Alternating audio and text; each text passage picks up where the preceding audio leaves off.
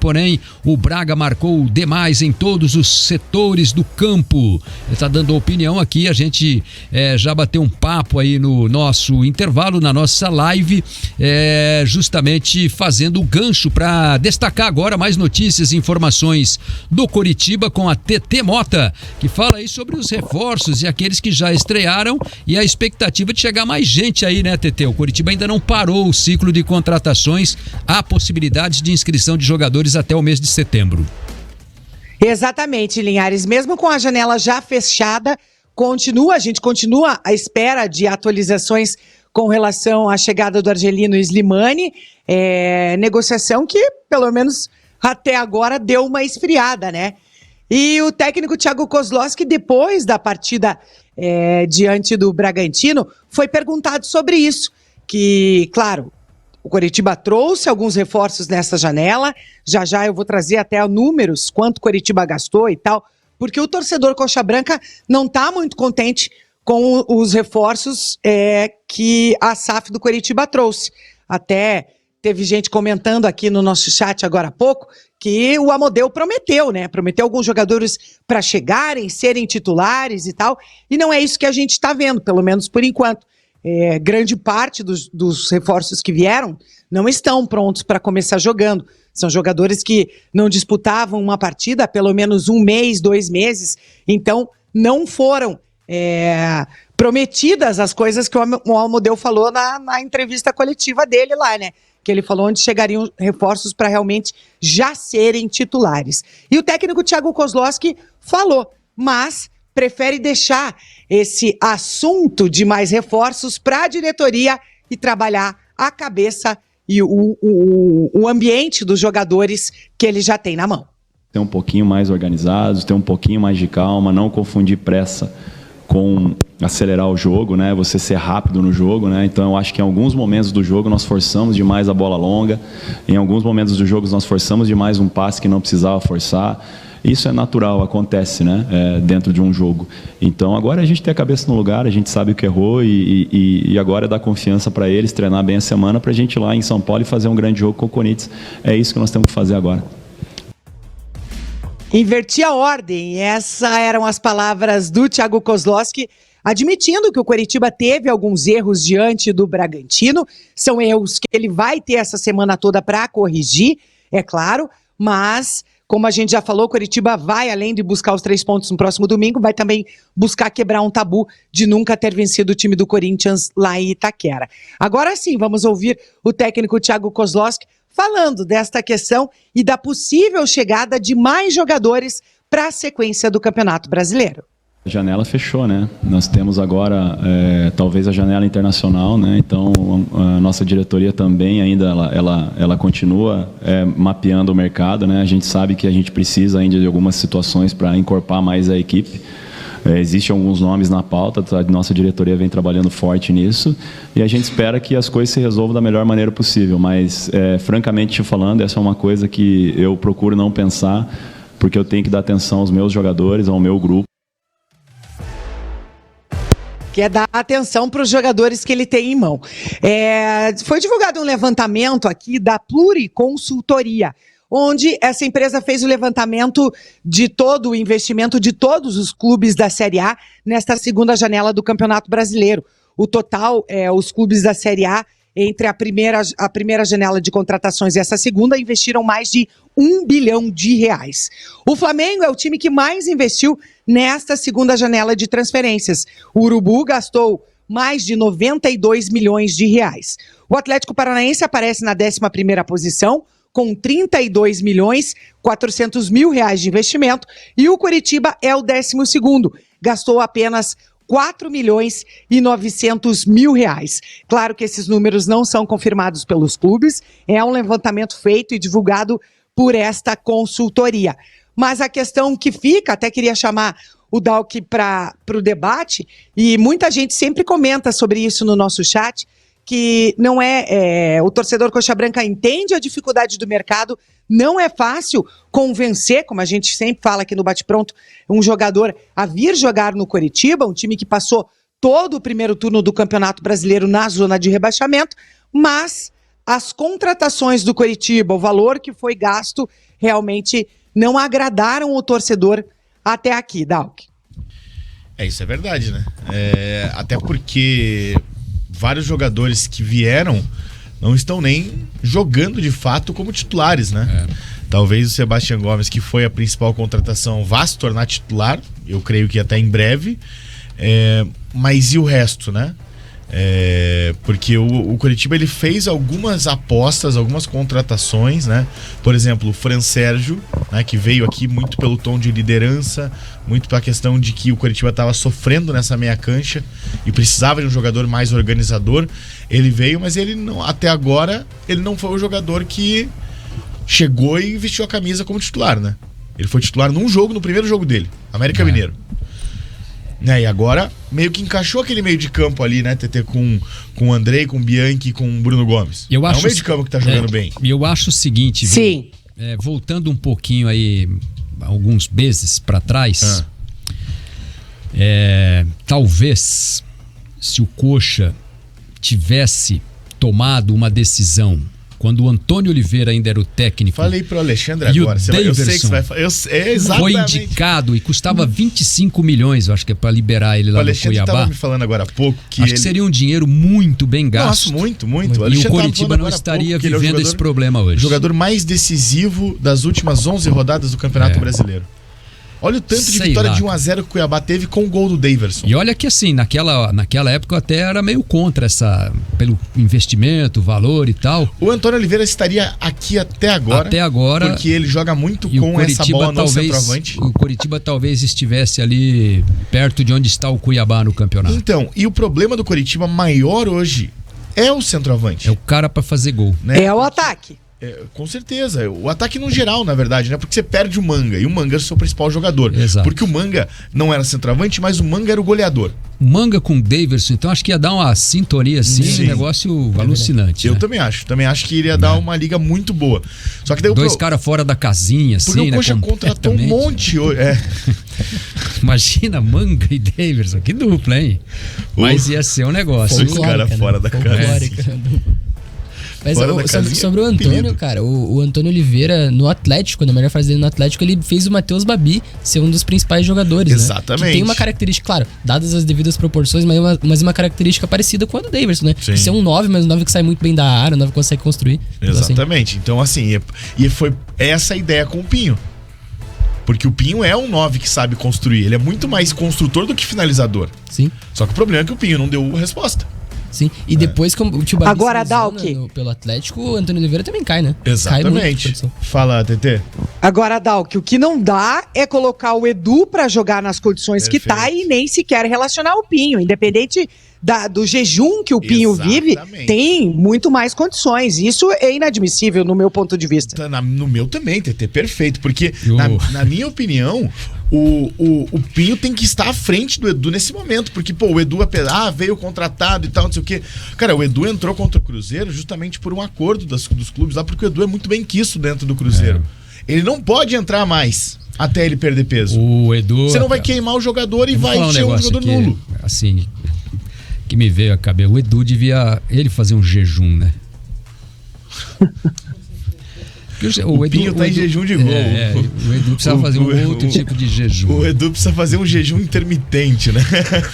Porque, o Edu, ele não vai conseguir jogar se ele não entrar em forma. Não dá, infelizmente, cara. Né? Ele é um cara bom. Eu transmiti vários jogos dele jogando lá pelo Brusque, na Série B.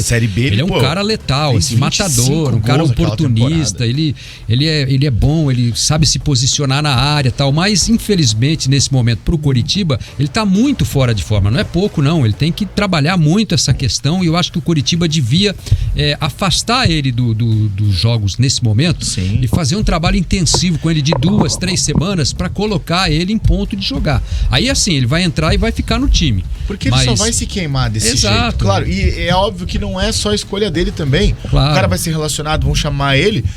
Ele vai entrar, é normal. Só que contra o Bragantino deu pra ver muito que a questão do peso tem atrapalhado. Sabe? E até a parte técnica, de não conseguir dominar uma bola, de não conseguir saltar pra cabecear uma bola. Sabe? E daí que tá o grande problema. Então, o Edu precisa muito entrar em forma, rápido, perder alguns quilos, porque desse jeito vai ser complicado, desse jeito o Edu não vai conseguir render, e daí ele vai se queimar com muita facilidade, né? Vão queimar o Edu com muita facilidade, no caso. O Galhardo Braga tá dizendo aqui, né? Concordo com vocês, Daverson é muito bom e mandou um abraço pra nós aí. Linhares, o Dalk falou aqui, né? Eu tava ouvindo vocês. O Daverson nos últimos 11 jogos, 8 gols e 1 assistência. Rapaz. É muita coisa, mais cara. que Tiquinho Soares, Germancano, Gabigol, Pedro, qualquer um. Fiz esse levantamento agora recentemente, agora, começo da semana. E o Daverson é o jogador mais decisivo desses últimos aí 2 meses de Campeonato Brasileiro. Tá bom pra você? Pois é. Então, e era um dinheiro que o Coritiba... Claro, era um dinheiro alto naquele momento. E assim, como ainda não tinha a SAF assinada, não iria existir esse aporte tão grande. O Coritiba já gastou dinheiro com a SAF nessa temporada inteira, né? Então, até vi um comentário ali, o João Vitor Alves falou, virou SAF para gastar 4 milhões? Não, a SAF gastou bem mais que isso, tá? A SAF gasta desde o começo do ano. Só que nessa janela, muitas vezes você não vai encontrar um jogador que consiga se gastar muito mais. O problema não é nem o dinheiro, é a opção que você tem para colocar no mercado. Esse é o momento que os times não deveriam remontar elenco, é um momento que deveria contratar peças pontuais. O Zago até falou muito disso, né? Era um momento de trazer 2, 3 peças para, né, dar aquela pinceladinha no time para encaixar melhor. Mas aí o problema é que teve que buscar muita gente porque não tinha as peças. O problema era o Zago nesse caso, né? Porque a gente... E assim, saiu muita gente também, né? Saiu do Coritiba, né? Nessa janela aí, o Coritiba também dispensou uma quantidade considerável de jogadores, né? A TT trouxe, esses dias foram 11, né, TT? 11 é um time. 11, exatamente. E eu fui levantada a questão da campanha de 2020, que a gente levantou no primeiro bloco, né? Porque a gente tinha a dúvida de que fosse aí das campanhas mais recentes, a única vez que o Coritiba tivesse passado o primeiro turno todo na zona de rebaixamento. E realmente, sim, dos tempos mais recentes, é a pior campanha do Coritiba no primeiro turno, já que no ano de 2020, o Coritiba ficou fora da zona de rebaixamento em 3 rodadas. Ao final da 6ª rodada, ao final da 7ª rodada e ao final da 20ª rodada. Então, em 2020, o Coritiba, no primeiro turno, claro, a 20ª já é a primeira rodada do segundo turno. Sim, mas mesmo assim, do primeiro turno, o Coritiba em 2020 ficou fora da zona de rebaixamentos na 6ª, da zona de rebaixamento na 6ª e na 7ª. Então, passar o primeiro turno todo na zona de rebaixamento nesse ano de 2023 já é, com certeza, a pior campanha do primeiro turno dos últimos anos. E esse ano o Coritiba passou por várias coisas ruins em termos de números, né? Se você for ver, maior quantidade de jogos sem vencer, né? Pior início de brasileiro, né? Então, o Coritiba... Pior defesa, né? Pior defesa, chegou a ser o pior ataque. Então, o Coritiba... É claro que a gente faz uma comparação meio besta aqui, mas no caso o torcedor vai achar muito melhor passar 37 rodadas na zona de rebaixamento e sair na 38ª do que acontecer como aconteceu em 2020, que ficou fora da zona de rebaixamento na 6ª, na 7ª, na 20ª, só que chegou lá no final o segundo turno foi muito pior. Exatamente, o segundo turno foi muito ruim aquele ano. Foi desastroso. E aí o que o torcedor Coxa Branca tem que, olhar e tentar achar um fio de esperança é a campanha de 2014, né? Onde no primeiro turno de 2014 o Coxa passou boa parte do primeiro turno de 2014 na zona de rebaixamento, conseguiu se recuperar no segundo turno e acabou não sendo rebaixado. Aqui no nosso chat, a participação do Rogério Corrêa, ele pediu para eu repetir os números, né, desse levantamento feito pela Pluriconsultoria, que ele viu em outros lugares, enfim. Esse levantamento pela Pluriconsultoria foi divulgado pelo Jornal Lance, pelo site do Jornal Lance, né? Então, os números são, no total de investimento dos clubes da Série A, tanto com a janela do começo e essa segunda janela, mais de R$1 bilhão. Nesta segunda janela, investimento do Atlético Paranaense, 32.400.000. Investimento do Coritiba, 4.900.000.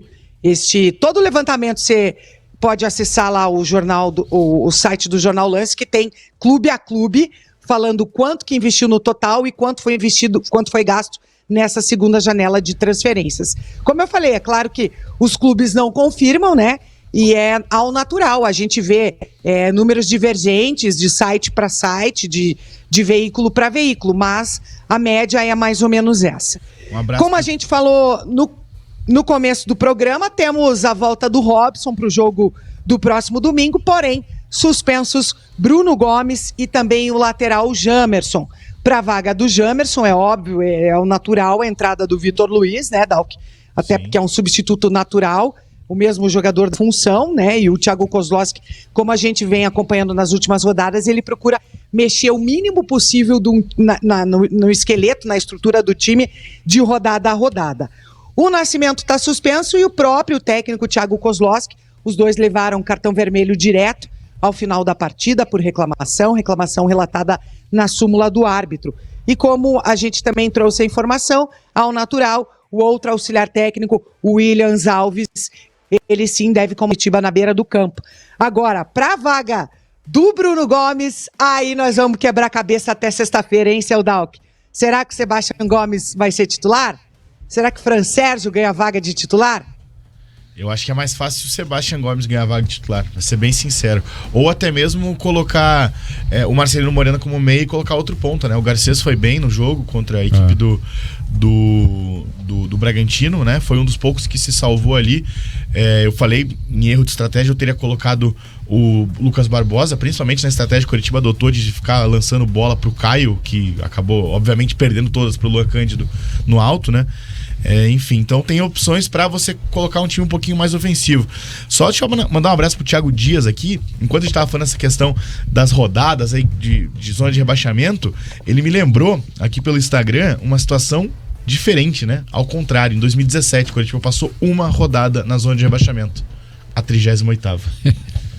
A pior de todas, né? Para passar na zona do rebaixamento. Exatamente. É a única. Em 2009 não foi meio assim também? É que 2009 o Curitiba chegou a entrar na zona de rebaixamento algumas vezes, sair e tal. Só que, tanto que estava fora da zona de rebaixamento na 35ª rodada, né? Daí na 36ª pega o Santos, leva 3-0, pega o Cruzeiro, leva 5-1 e pega o Santos, leva 3-0. E daí tem a última rodada precisando... Confronto direto com o Fluminense. Confronto direto contra o Fluminense, exatamente.